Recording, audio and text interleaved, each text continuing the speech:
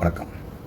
இந்த மாடு தெய்வமா பார்த்தது, அ தான் வீட்ல ஒரு உறுப்பினரா பார்த்தது, இதெல்லாம் அந்த காலங்க. இப்போ ஒரு இயந்திரமா கூட பார்க்கறது கிடையாது. ஏன் இயந்திரமா கூட பார்க்கறது இல்ல அப்படின்னு சொல்றேன்னா, ஒரு இயந்திரத்துக்கு கூட அப்பப்போ ஒரு சில மெயின்டனன்ஸ் தேவை. அப்படி கூட இந்த மாடுகளுக்கு கிடையாதுங்க. பால கறந்து அத அப்படியே வெளியில விடும்போது, அந்த மாடுகள் படுற கஷ்டம் இருக்கு பாருங்க. முக்கியமா நகரப்பகுதியில என்னங்க இருக்கும்? என்ன இருக்கும்? சாப்பிடறதுக்கு ஏதாவது இருக்குமா? அது போய் அந்த காய்கறி கடையில போய் நிக்கும்போது பசியில அதுக்கு அது உணவு அவ்வளோதானே. அது வியாபாரம்னா அதுக்கு என்ன தெரியும்? என்னடா பைத்தியக்காரங்களா! அத வடிக்கிறதும், அப்புறம் இந்த ஹோட்டல்ல சாப்பிட்டுட்டு அந்த நெகிழி தாள்ல சாப்பாட போட்டு அத குப்பையில போடும்போது, அது நெகிழின்னு கூட தெரியாம அத சாப்பிடுறதும், கொடுமையான வாழ்க்கைங்க இந்த மாடுகளோட வாழ்க்கைலாம். நாய்களோட வாழ்க்கைய விட ரொம்ப கொடுமையான வாழ்க்கைங்க. இதுக்கு இவன மனுஷங்களுக்கு பால கறந்துட்டு, அது மட்டும் சத்தியத்துக்கு கட்டுப்பட்ட மாரி நகரத்துல அதுவும் நகரத்துல பார்த்தீங்கன்னா, பெரிய ஒரு மக்கள் தொகையில வாகனத்துல அதுங்க அடிபட்டு கால் உடைஞ்சு, அப்படியே கிடக்கும். கால் உடைஞ்சிச்சுன்னா, அவனுங்க வைத்தியம்லாம் பார்க்க மாட்டாங்க. அத வச்சு ஏன் வைத்தியம் பார்க்கணும்? அவனுக்கு அது கமர்ஷியல். அது ஒரு உயிர் கிடையாது.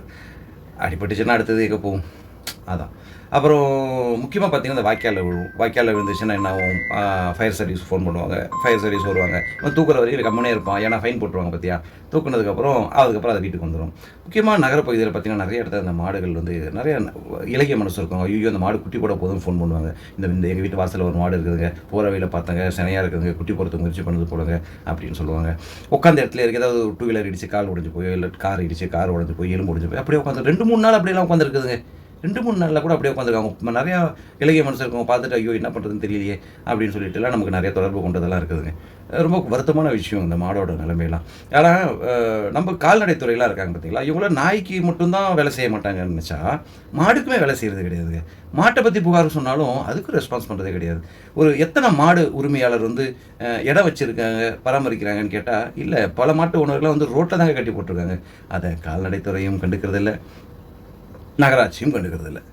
உள்ளாட்சி துறைகளும் கண்டுக்கிறதில்ல. எவ்வளோ கேவலமான விஷயம் இல்ல. ஆனா பாவம்னு இந்த நாய்கள வந்து இந்த நாய்கள்லாம் பாவம்னு அடிபட்டிருந்தாலோ, இல்ல வந்து கைவிடப்பட்டிருந்தாலோ, கால் வேலை செய்யாம டிசேபிள்டு, கண்ணு தெரியாது, வயசானது, இந்த குட்டிகள் இதெல்லாம் பாவம்னு பராமரிச்சு வீட்ல வச்சிருக்காங்க பார்த்தீங்களா? அவங்களெல்லாம் நொய் நொய் நொய் நொய்ன்னு நோண்ட வேண்டியது.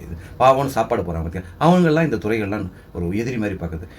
உன் கடமைய நீங்க சரியா செய்யுங்கய்யா. இங்க எவ்வளவோ நல்லுள்ளங்க இருக்காங்கய்யா, கஷ்டப்படுறாங்க. நீங்கலாம் சம்பளத்துக்கு அதுக்கு தானே உட்காந்துருக்கீங்க சம்பளம் வாங்கிட்டுல.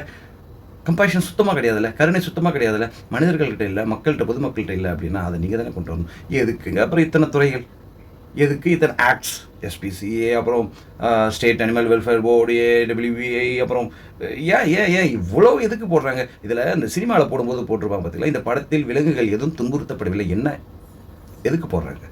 அதுக்கு அவ்வளோ முக்கியத்துவம் குடுக்குறாங்கல்ல. இந்த அரசு துறைகளும் முக்கியத்துவம் குடுக்குறதில்ல, பொதுமக்களும் முக்கியத்துவம் குடுக்குறதில்ல. அப்படி ஒரு இன்சிடென்ட் தான் இந்த கன்னுக்குட்டி. பாவம் அந்த கன்னுக்குட்டி பாருங்க, காது காயமாயி, புழு புடிச்சு போயி, அதுவரையுமே அந்த உரிமையாளர் கண்டுக்கவே இல்ல. சரி, நம்மளால முடிஞ்சது. அதுக்கு வைத்தியம் பார்க்குறோம். வைத்தியம் பார்த்தோம், சரி பண்ணோம், எல்லாம் செஞ்சோம். ஆனா, அதில ஒரு வருத்தமான விஷயம் என்னன்னா, அது காளக்கன்னுக்குட்டி. காளக்கன்னுக்குட்டின்னா உங்களுக்கே தெரியும்ல.